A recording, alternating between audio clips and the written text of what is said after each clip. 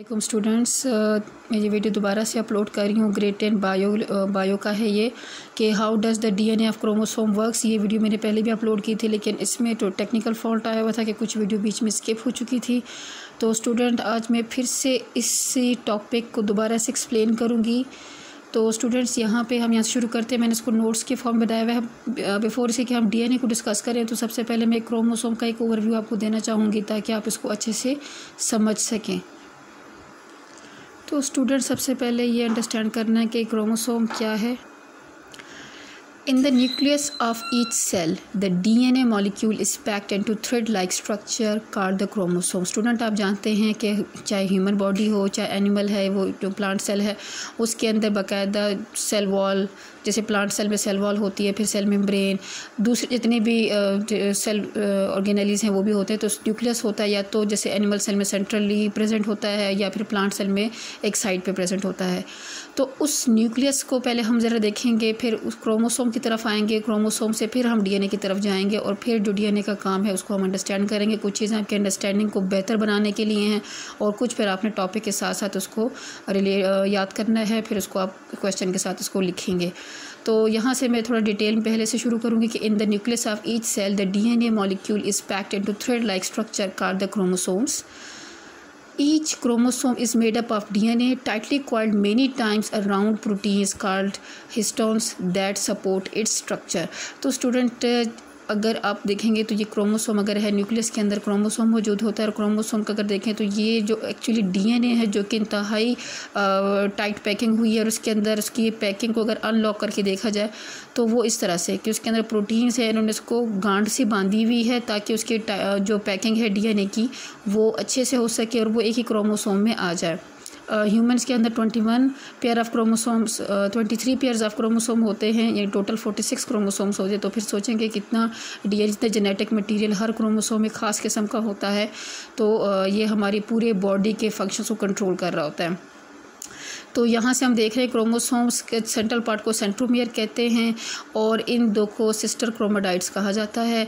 और फिर अगर इसको अनलॉक करके देखा जाए, इन्हीं को खोल के अगर इसके थ्रेड को, तो ये देखेंगे कि हिस्टोन प्रोटीन्स को पैक करके रखे हुए होते हैं। फिर मज़ीद खोलते हैं तो फिर उसकी इस तरह की डबल हेलिक्स स्ट्रक्चर है डीएनए की और इसके अंदर जो बेसेस होते हैं ACTG, तो ये स्पेसिफाई करते हैं ख़ास जीन को, ख़ास ट्रेट को, ख़ास कैरेक्टरिस्टिक्स होती हैं जो कि हमारी हर जीन के अंदर मौजूद है। जीन क्या है उसको भी मैं आगे एक्सप्लेन करूँगी।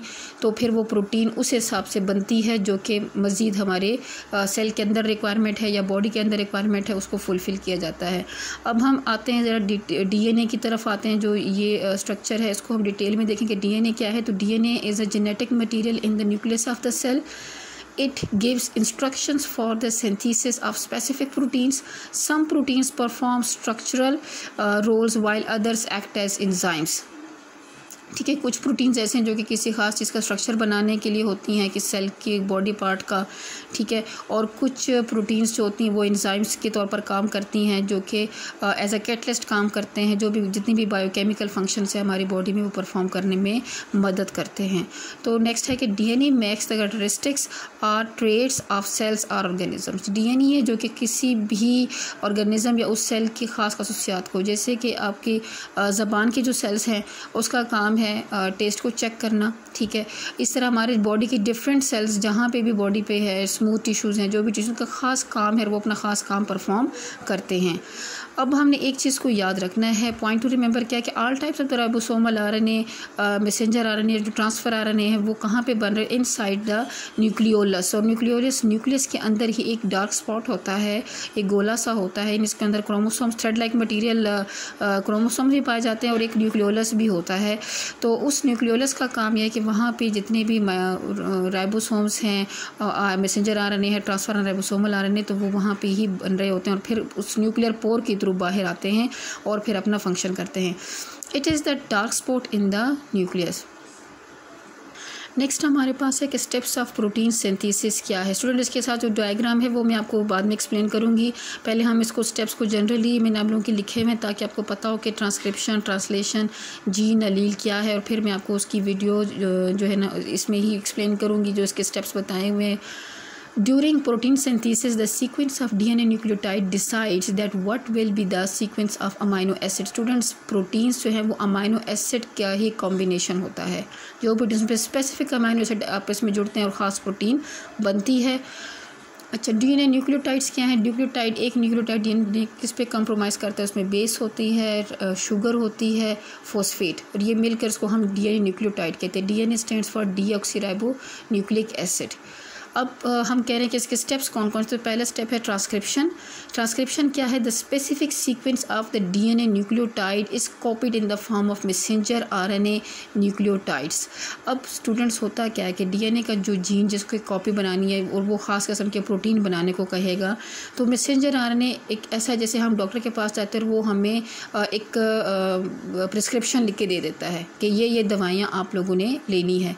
अब वो आपको जो मैसेंजर आरएनए वो डीएनए से वो कोड कर लेता है कि क्या क्या जो प्रोटीन है वो किस तरह की होगी। ठीक है, अब इसके बाद प्रोसेस होता है ट्रांसलेशन। ट्रांसलेशन का प्रोसेस होता है न्यूक्लियस के बाहर यानी साइटोप्लाज्म में।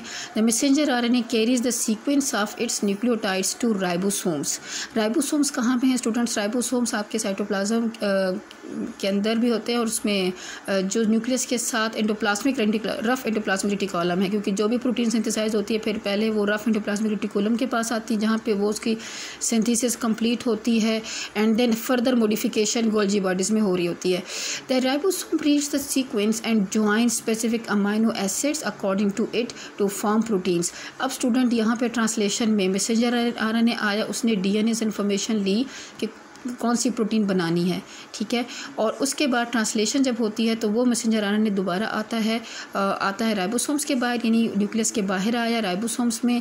अब स्टूडेंट, यहाँ पे आपको इतनी डिटेल नहीं दी गई, लेकिन एक होता है ट्रांसफ़र आरएनए, जो कि जो उसने प्रिस्क्रिप्शन में लिखा होता है, जो मैसेंजर आरएनए डेटा न्यूक्लियोटाइड्स का एक सीक्वेंस लेकर आता है। ट्रांसफ़र आरएनए उसी का उलट जो है वो यानी एंटी कोड एक बना देता है, जिससे वो प्रोटीन बनना शुरू हो जाती है राइबोसोम्स के अंदर ही।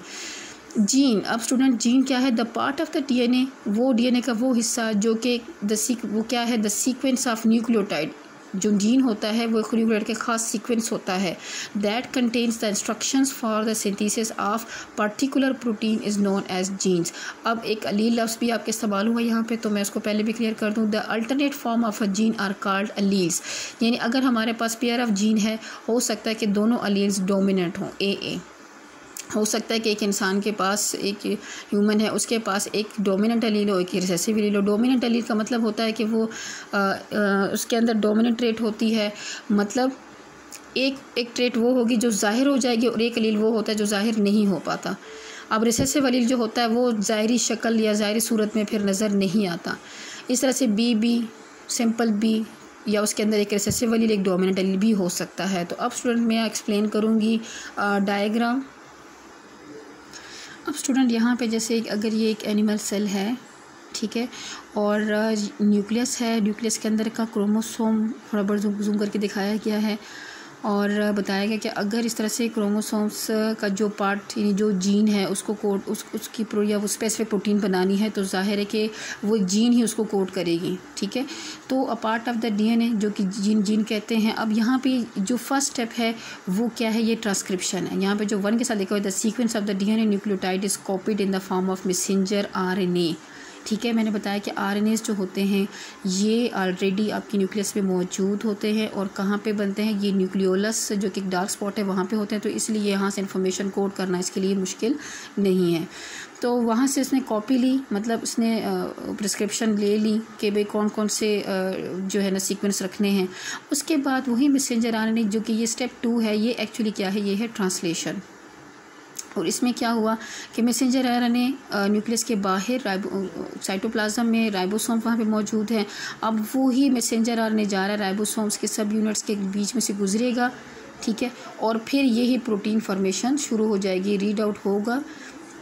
जो कि मैंने बताया कि एक ट्रांसफ़र आरएनए होता है जो कि एक एंटीकोड लेकर आता है और फिर उसके बाद ये प्रोटीन बनना शुरू हो जाती है। अब इस प्रोटीन ने सेल के अंदर या तो काम करना होगा या फिर सेल के बाहर जाते हैं। जैसे कि हमारे बाल बनते हैं तो जैसे से सेल्स बाल ग्रो करते हैं, नीचे से सेल्स होते हैं वो ख़ास प्रोटीन बनाते हैं। और आपको पता है कि क्रिएटिनाइन होता है जिससे हमारे बाल जो बनना शुरू हो जाते हैं। तो वो जितनी प्रोटीन बनती जाती है बालों की लेंथ उतनी ही बढ़ती चली जाती है। तो स्पेसिफिक प्रोटीन स्ट्रक्चरल प्रोटीन है या enzyme make the characteristic of the cell and organism. तो स्टूडेंट ये है, इसको सेंट्रल डोग्मा भी कहा जाता है। उम्मीद करती हूँ स्टूडेंट आपको अच्छे समझ आ गई होगी, नहीं तो आप इसके ऊपर भी लिख सकते हैं कि ये ट्रांसक्रिप्शन है एंड इट्स ट्रांसलेशन, और ये दोनों दूसरा और तीसरा स्टेप दोनों मिला के ट्रांसलेशन बनाते हैं।